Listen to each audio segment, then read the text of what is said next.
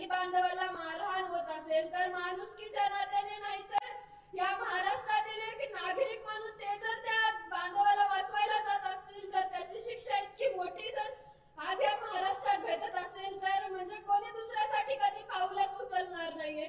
म्हणून माझी विनंती आहे, माझ्या वडिलांची जी हत्या झाली आज खरंच माझ्या वडिलांनी म्हणजे माझे वडील जरी यांनी माझ्या वडिलांचा आणि आमच्या कुटुंबाचा जरी हात यांनी तोडले असतील पण खरंच मी महाराष्ट्राचे आणि पूर्ण भारताचे आभार मानते. त्यांनी सगळीकडून आम्हाला या कुटुंबाला देशमुख कुटुंबियाला नाही तर देशमुख या मसाजोगला यांनी तुम्ही सर्वांनी हात दिलाय तरच त्याच्यामुळेच हा न्यायाचा लढा पुढे आलाय.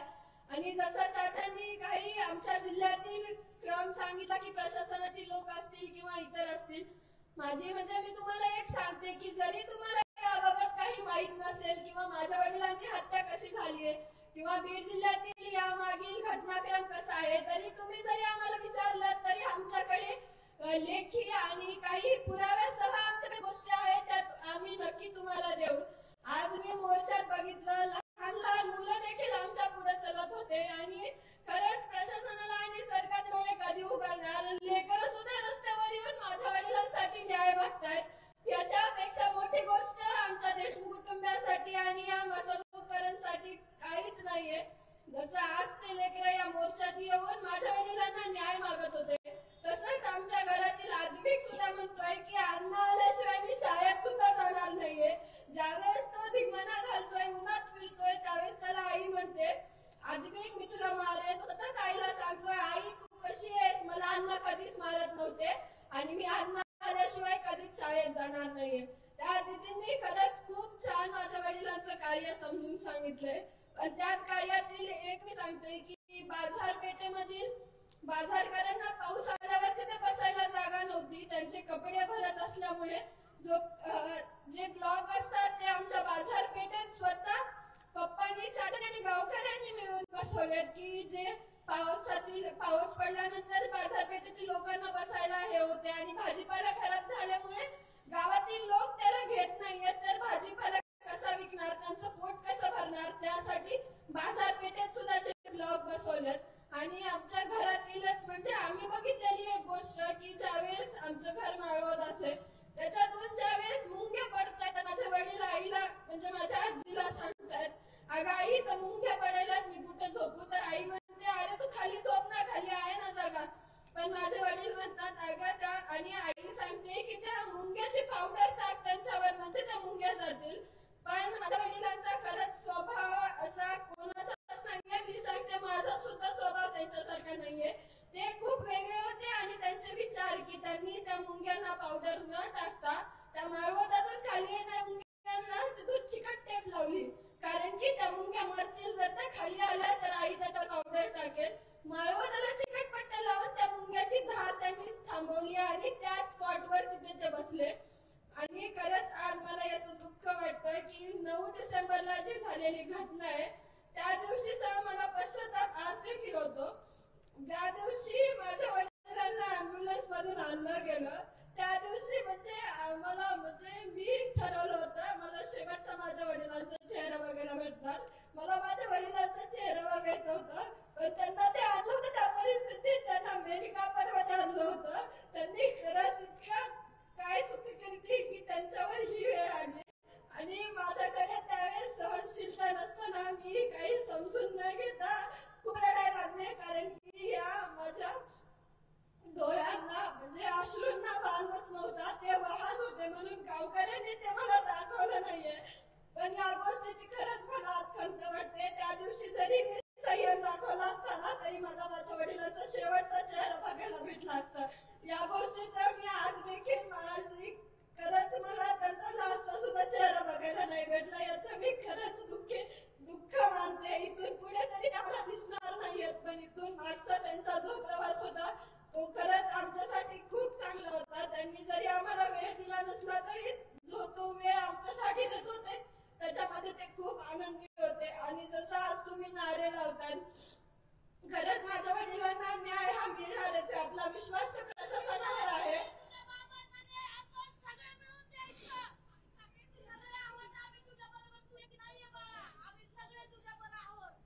ताई तुमचा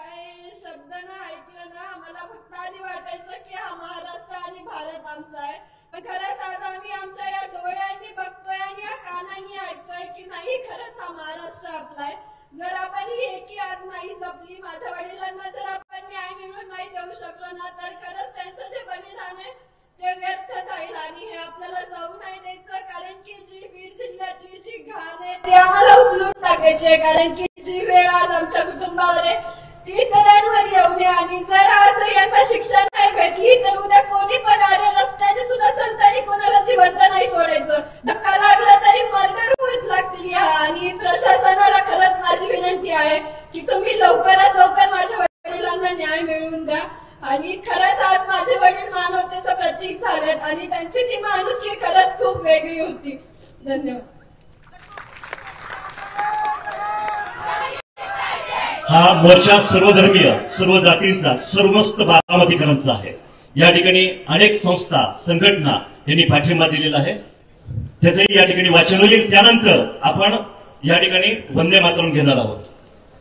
बारामती व्यापारी महासंघ बारामती, बारामती मर्चंट असोसिएशन बारामती, श्री जैन श्वेतांबर मूर्ती पूजक संघ बारामती, श्री मुनी सुव्रत महाराज दिगंबर जैन देवस्थान बारामती, श्री वर्धमान स्थानकवासी जैन श्रावक संघ बारामती, मुस्लिम शहर व तालुका समाज बांधव, अखिल भारतीय हिंदू खाटी समाज महाराष्ट्र.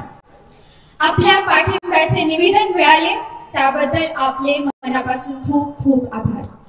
मराठा क्रांती मोर्चातर्फे आज या निषेध मोर्चाला ज्यांनी ज्यांनी पाठिंबा दिला त्या सर्व समाज बांधवांचे मराठा क्रांती मोर्चाच्या वतीने आम्ही शतशः आभार मानतो.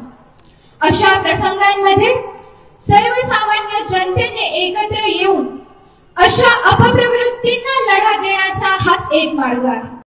आणि अशा वेळेला आपण सर्वांनी एकत्र येण्याचे धाडस दाखवले याबद्दल मराठा क्रांती मोर्चा बारामती आपले आभारी आहे.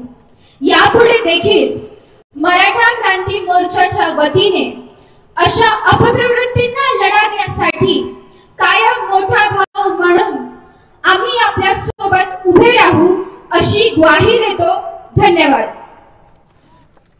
वंदे मातरम होत असताना व्यासपीठावरचे उभे सर्वजण आणि आपण सर्वजण या ठिकाणी उभे राहूया.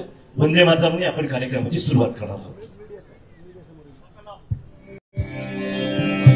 वंदे मातरम, वंदे मातरम, सुजला सुफला मलयज शीतला, सस्य श्यामला मातरम, वंदे मातरम, शुभ्रज्योत्स्ना पुलकितयामिनी, पुल्लकुसुमित द्रुमदल शोभिनी, सुहासिनी सुमधुर भाषिणी, सुखदां वरदां मातरं, वन्दे मातरं, वन्दे मातरं. भारत माता की, भारत माता की, भारत माता की. या ठिकाणी कार्यक्रम संपला आहे. आपल्या हातातील फ्लेक्स, झेंडे स्टेज जवळ आणून द्यावेत. आपल्या हातातील जे फ्लेक्स, झेंडे किंवा इतर साहित्य आहे ते स्टेजच्या जवळ आपण जमा करा. सर्वांनी शिस्तीचं पालन करत आपापली वाहने घेऊन या ठिकाणी मार्गस्थ होते. सर्वांचे आभार. धन्यवाद. मुखात सुखाची साखर ठेवून जोडली जन्माची नाती,